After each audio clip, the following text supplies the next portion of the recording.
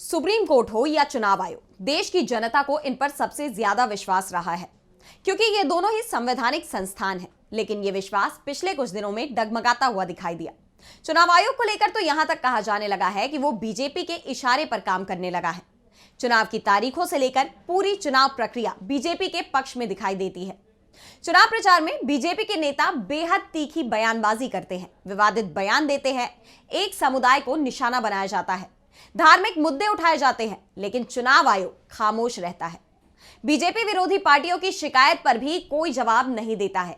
लेकिन विपक्ष की तरफ से अगर सरकार की नीति पर सवाल उठाए जाते हैं, सरकार की किसी योजना में भ्रष्टाचार के आरोप लगाए जाते हैं, तो चुनाव आयोग की तरफ से विपक्ष के नेताओं को नोटिस भेज दिया जाता है। वहीं दूसरी तरफ सुप्रीम कोर्ट के कुछ फैसलों को लेकर भी सवाल उठे हैं। खास तौर पर जस्टिस डीवाई चंद्रचूड़ के सीजेआई रहते हुए या सुप्रीम कोर्ट के जस्टिस के रूप में काम करते हुए उन्होंने जो फैसले दिए, उस पर सुप्रीम कोर्ट के पूर्व जजों ने ही सवाल उठाए हैं। और अब सुप्रीम कोर्ट के वर्तमान जज भी कुछ ऐसे ही बयान दे रहे हैं, जिससे पूर्व सीजेआई डीवाई चंद्रचूड़ एक बार फिर सवालों में आ गए हैं। तो आज हम पूर्व सीजेआई डीवाई चंद्रचूड़ पर उठ रहे इन्हीं सवालों पर करेंगे बात। नमस्कार, मैं आराधना। तो शुरू करते हैं हमारी एक खास रिपोर्ट। विपक्ष के नेता तो ये बात लगातार कहते रहे हैं कि मोदी सरकार में संवैधानिक संस्थानों की स्वतंत्रता पर अंकुश लगाया गया है। सरकार हर जगह हस्तक्षेप कर रही है, यहां तक कि कोर्ट के कई फैसलों पर भी सवाल उठाए गए हैं। सुप्रीम कोर्ट के पूर्व जज जस्टिस आरएफ नरीमन ने राम जन्मभूमि बाबरी मस्जिद मामले में सुप्रीम कोर्ट के फैसले पर सवाल उठाए थे। यह फैसला सुप्रीम कोर्ट की जिस संवैधानिक पीठ ने सुनाया था, उसमें जस्टिस डीवाई चंद्रचूड़ भी शामिल थे। जस्टिस नरीमन ने 2019 में दिए गए सुप्रीम कोर्ट के फैसले की आलोचना करते हुए इसे न्याय का उपहास बताया, जो पंथ निरपेक्षता के सिद्धांत के साथ न्याय नहीं करता।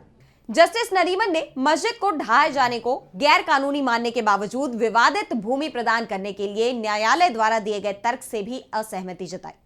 और अब सुप्रीम कोर्ट के वर्तमान जज ने भी सरकार और संवैधानिक संस्थानों को लेकर तीखा बयान दिया है। सुप्रीम कोर्ट के जस्टिस पीएस नरसिम्हा ने कहा कि राजनीतिक हस्तक्षेप हमारी संस्थाओं के कामकाज को प्रभावित करता है। उन्होंने इस बात पर जोर दिया कि संवैधानिक दृष्टिकोण और प्रस्तावना के उद्देश्यों को संस्थाओं को मजबूत बनाने में समय और प्रयास लगाए बिना साकार नहीं किया जा सकता। हमारी संस्थाओं के साथ काम करना हमारे संविधान को कायम रखने का सबसे प्रभावी तरीका है। जस्टिस नरसिम्हा ने कहा कि संस्थाओं की अखंडता को केवल उन व्यक्तियों की नियुक्ति, निर्णय लेने और हटाने की प्रक्रिया में सुरक्षा उपाय लागू करके ही बरकरार रखा जा सकता है, जो इन संस्थाओं की अगुवाई करते हैं। यानी उन्होंने इस बात पर जोर दिया है कि लगाम उसकी कसनी चाहिए जिसके हाथ में कमान है। जस्टिस नरसिम्हा का यह बयान कि राजनीतिक हस्तक्षेप के चलते कामकाज प्रभावित हो रहा है, संवैधानिक संस्थानों को राजनीतिक हस्तक्षेप से बचाने की जरूरत है, ये सीधे सीधे मोदी सरकार पर ही उनका तंज माना जा रहा है, जो बेहद अहम भी माना जा रहा है। दरअसल इस वक्त सीजेआई संजीव खन्ना के कुछ फैसले भी इसी तरफ इशारा कर रहे हैं कि जस्टिस चंद्रचूड़ के समय लिए गए कुछ फैसलों के चलते विवाद पैदा हुआ। उन्होंने सुप्रीम कोर्ट के चीफ जस्टिस का पदभार ग्रहण करते ही सबसे पहले जस्टिस चंद्रचूड़ के वक्त कोर्ट में बनाई गई व्यवस्थाओं में बदलाव किया। तो वर्शिप एक्ट पर जस्टिस चंद्रचूड़ की टिप्पणी के चलते खड़े हो रहे विवादों पर भी सीजेआई संजीव खन्ना ने रोक लगा दी है। जहां आरोप लगाए जा रहे थे कि ये जो आए दिन धार्मिक स्थलों को लेकर विवाद सामने आ रहे हैं, उसके लिए जिम्मेदार पूर्व चीफ जस्टिस डीवाई चंद्रचूड़ है। वैसे अगर अब हम बात करें जस्टिस नरसिम्हा के इस बयान की, तो उन्होंने इसमें किसी का नाम नहीं लिया है, लेकिन उनके बयान ने बहुत कुछ साफ कर दिया है। इससे पहले सुप्रीम कोर्ट में राजनीतिक हस्तक्षेप को लेकर कांग्रेस सांसद और लोकसभा में विपक्ष के नेता राहुल गांधी भी सवाल उठा चुके हैं। उन्होंने तो जस्टिस चंद्रचूड़ के सीजेआई रहते हुए यहां तक कह दिया था कि जो काम भारत की सुप्रीम कोर्ट को करना चाहिए, उसे विपक्षी दलों को करना पड़ रहा है। तो शिवसेना यूबीटी के सांसद संजय राउत ने भी जस्टिस चंद्रचूड़ पर हमला करते हुए कहा था कि हमें उन पर कोई भरोसा नहीं है।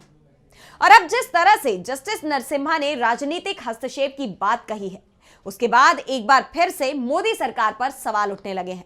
वैसे यहां मामला सिर्फ सुप्रीम कोर्ट का ही नहीं है, बल्कि दूसरी संवैधानिक संस्थानों का भी है। अपने बयान में जस्टिस नरसिम्हा ने कहा कि केंद्रीय सतर्कता आयोग और केंद्रीय सूचना आयोग जैसे गैर संवैधानिक चौथी शाखा संस्थानों को भी राजनीतिक प्रभाव से अलग रखा जाना चाहिए। लेकिन यहां सवाल उठ रहा है कि क्या आज ये हो रहा है? अभी हाल ही में एनएचआरसी के चेयरमैन की नियुक्ति की गई है। ये पद लगभग 6 महीने से खाली पड़ा हुआ था और सरकार पर जब दबाव पड़ा तो पहले तो यहां तक कहा गया कि पूर्व सीजेआई जस्टिस चंद्रचूड़ को एनएचआरसी का चेयरमैन बनाया जा सकता है, लेकिन खुद जस्टिस चंद्रचूड़ ने ही इस पद को लेकर साफ कह दिया कि वो इसकी दौड़ में ही नहीं है। तो सरकार की तरफ से इस बात की सफाई तक नहीं दी गई कि उसकी तरफ से जस्टिस चंद्रचूड़ को चेयरमैन पद दिए जाने का प्रस्ताव दिया गया था या नहीं। लेकिन मोदी सरकार पर अभी भी ये आरोप लगाए जा रहे हैं कि वो पूर्व सीजेआई को कोई बड़ा इनाम दे सकती है, और ऐसा इसलिए क्योंकि पूर्व सीजेआई डीवाई चंद्रचूड़ और पीएम मोदी के रिश्तों को लेकर पहले से ही सवाल उठाए जा रहे हैं।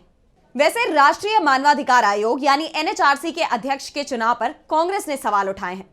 कांग्रेस अध्यक्ष मल्लिकार्जुन खड़गे और कांग्रेस सांसद राहुल गांधी ने सुप्रीम कोर्ट के पूर्व जज जस्टिस वी रामा सुब्रमण्यम को एनएचआरसी का नया अध्यक्ष नियुक्त करने का विरोध किया है। उन्होंने कहा कि यह प्रक्रिया पहले से ही निर्धारित थी, इन नियुक्तियों को लेकर कोई विचार विमर्श नहीं किया गया। कांग्रेस ने एनएचआरसी के अध्यक्ष पद के लिए जस्टिस रोहिंगटन फली नरीमन और जस्टिस के मैथ्यू जोसेफ के नाम का प्रस्ताव रखा था, लेकिन सुप्रीम कोर्ट के पूर्व जज जस्टिस वी रामा सुब्रमण्यम को अध्यक्ष नियुक्त किया गया है। साफ है, जैसा कि जस्टिस नरसिम्हा ने कहा था कि देश के संवैधानिक संस्थानों को राजनीतिक प्रभाव से दूर रखा जाना चाहिए, वैसा होता दिखाई नहीं दे रहा। जस्टिस नरसिम्हा ने कई मुद्दों पर सवाल खड़े किए तो देश के संविधान की तारीफ भी की।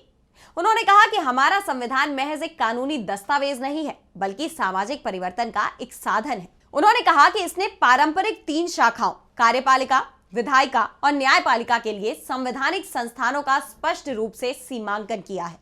उन्होंने भारत के संविधान निर्माताओं के दृष्टिकोण की सराहना की, जिन्होंने कार्यपालिका के बाहर एक निकाय के माध्यम से चुनावों के अधीक्षण, निर्देशन और नियंत्रण को संस्थागत बनाने का फैसला किया। सुप्रीम कोर्ट की जज ने चुनाव आयोग, भारत के नियंत्रक और महालेखा परीक्षक यानी कैग, संघ और राज्य लोक सेवा आयोग और एससी, एसटी और ओबीसी के लिए राष्ट्रीय आयोग की भूमिका के बारे में भी विस्तार से बताया। चुनाव आयोग का उदाहरण देते हुए न्यायमूर्ति ने कहा कि आज हम ये मान लेते हैं कि संसद और राज्य विधानसभाओं के लिए चुनाव कराने के लिए कार्यपालिका के बाहर एक अलग निकाय है, लेकिन हमें यह भी समझना होगा कि इसके संस्था बनने से पहले कार्यकारी शाखा के जरिए भी चुनाव कराना संभव था। जस्टिस नरसिम्हा ने तमाम मुद्दों पर अपनी बात रखी है, जिसके बाद अब मोदी सरकार और सुप्रीम कोर्ट के पूर्व सीजेआई डीवाई चंद्रचूड़ सवालों में आ गए हैं। देश के संवैधानिक संस्थाओं की आजादी की बात एक बार फिर से उठने लगी है। सवाल उठ रहे हैं कि अगर संवैधानिक संस्थाओं पर सरकार का हस्तक्षेप बढ़ता जाता है तो इससे लोकतंत्र कमजोर होगा। लोकतंत्र की मजबूती के लिए जरूरी है कि संवैधानिक संस्थाओं को मजबूत बनाया जाए। खास तौर पर सुप्रीम कोर्ट, चुनाव आयोग के अलावा केंद्रीय जांच एजेंसियों को भी राजनीतिक हस्तक्षेप से दूर रखा जाए। आज हर एजेंसी सरकार के दबाव में दिखाई दे रही है। केंद्रीय जांच एजेंसियों को लेकर तो यहां तक कहा जाने लगा है कि वो बीजेपी के ही इशारे पर काम करती हैं। इन हालात में अब जस्टिस नरसिम्हा के बयान का सरकार पर क्या असर पड़ता है, इस पर जरूर सवाल उठ रहे हैं। तो आज इस खास रिपोर्ट में बस इतना ही। अगर आपको ये पसंद आई तो वीडियो को लाइक करना ना भूलें और चैनल को सब्सक्राइब कर लें। अब मुझे दीजिए इजाजत और देखते रहिए डीवी लाइव। नमस्कार।